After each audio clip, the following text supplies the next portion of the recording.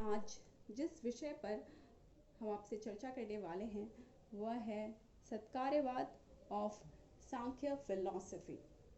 सत्कार्यवाद भारतीय दर्शन के कारणता सिद्धांत के अंतर्गत आता है।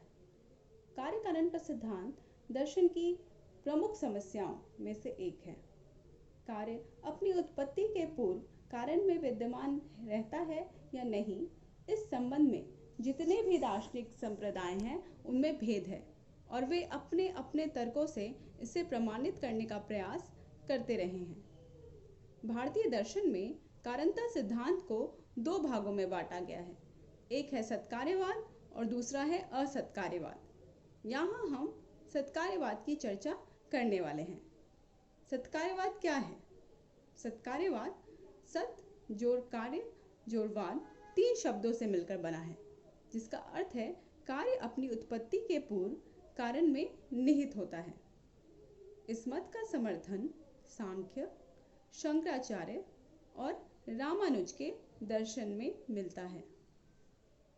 यहाँ हम सांख्य दर्शन द्वारा कारणता सिद्धांत की जो व्याख्या दी गई है सत्कार्यवाद की, इसके ऊपर बात करेंगे। सांख्य दर्शन के बारे में थोड़ा सा हम चर्चा करें कि भारतीय दर्शन में सांख्य दर्शन आस्तिक दर्शन के अंतर्गत आते हैं। सांख्य दर्शन के रचयिता महर्षि कपिल हैं। सांख्य कारिका में सत्कार्यवाद के संबंध में कहा गया है, असत्कारणात् उपादान ग्रहणात् सर्वसंभावात् सत्तस्य शक्य कारणात् कारण भावात् सत्कार्यम। इस श्लोक का जब हम विश्लेषण करते हैं तो इस संबंध में 5 तर्क हमें मिलते हैं। वे हैं असत्कारणात् उपादान ग्रहणात् सर्वसंभावात् सत्तस्य शक्य कारणात् और कारण भावात्। अब हम अलग अलग करके इन सब पर चर्चा करते हैं। असत्कारणात् सबसे पहले, असत्कारणात् इसका मतलब है अवास्तविक से वास्तविक की उत्पत्ति नहीं हो सकती। फॉर एग्जाम्पल, बालू से तेल नहीं निकल सकता। जैसे यदि कार्य अपने कारण में विद्यमान हो ही नहीं तो कार्य की उत्पत्ति कैसे होगी? उपादान ग्रहणात् की।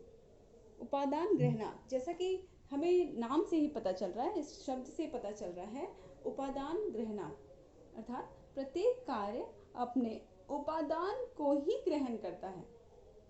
यहाँ कारण है घड़ा और मिट्टी है उपादान, यानी घड़ा मिट्टी से ही बनेगा, जल या हवा से नहीं बन सकता। अर्थात किसी विशेष कार्य के लिए विशेष कारण की आवश्यकता होती है और होगी। यही कारण है कि उपादान का रोल वो निभाता है, मटेरियल कॉज जिसे हम कह सकते हैं। मेज़ बनाना है तो लकड़ी चाहिए, घड़ा बनाना है तो मिट्टी ही चाहिए, उसी की ज़रूरत हमें पड़ेगी और किसी मेटल वेटल से हम घड़ा को नहीं बना सकते। अब हम आगे बढ़ेंगे। सर्वसंभावात्, हर कार्य की उत्पत्ति किसी भी कारण से नहीं हो सकती, केवल संभव कारण ही कार्य को उत्पन्न करने की शक्ति रखता है। जैसे पानी से दही की उत्पत्ति नहीं हो सकती, बालू से तेल की उत्पत्ति नहीं हो सकती, दही की उत्पत्ति केवल दूध से होगी और तेल की उत्पत्ति तेल के बीज से ही संभव है, पानी या रेत से नहीं बन सकता। अब इसी क्रम में हम आगे बढ़ेंगे। अब नेक्स्ट तर्क की तरफ, नेक्स्ट युक्ति की तरफ, सत्तस्य शक्य कारणात्। इस तर्क के अनुसार केवल समर्थ कारण से ही अभिष्ट कार्य की उत्पत्ति हो सकती है, अर्थात जिसमें विशेष कार्य करने की क्षमता पाई जाती हो। जैसे दूध से दही, घी, मलाई, वो बीज तत्व है जिससे दही, घी, मलाई इत्यादि बन सकती है। अतः यहाँ कह सकते हैं कि अव्यक्त रूप में कार्य अपनी अभिव्यक्ति से पूर्व शक्त कारण में रहता है और उसको वो अपने समर्थ से व्यक्त कर देता है। नेक्स्ट हम बढ़ेंगे जिस युक्ति की तरफ, वो है कारण भावात्। इस युक्ति का अर्थ है कार्य कारण का अभिन्न होना। इस मत के अनुसार कार्य और कारण दो अलग विषय नहीं है, बल्कि एक ही सिक्के के दो कार्य कारण का खुला हुआ रूप है। इस प्रकार सांख्य दर्शन के सत्कार्यवाद की व्याख्या प्रस्तुत श्लोक से उद्धृत युक्तियों द्वारा हमने की।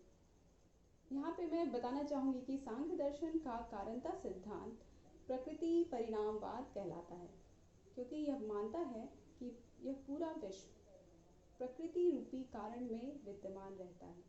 यह विश्व प्रकृति का ही वास्तविक रूपांतरण है। धन्यवाद।